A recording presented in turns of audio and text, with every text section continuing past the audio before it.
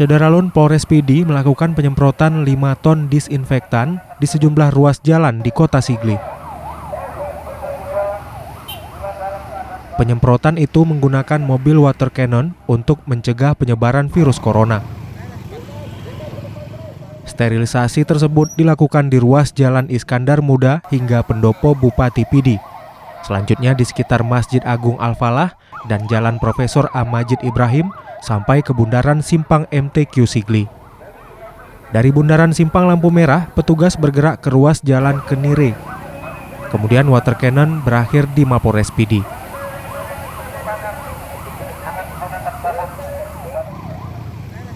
Dari Sigli, Muhammad Nazar, Serambi On TV.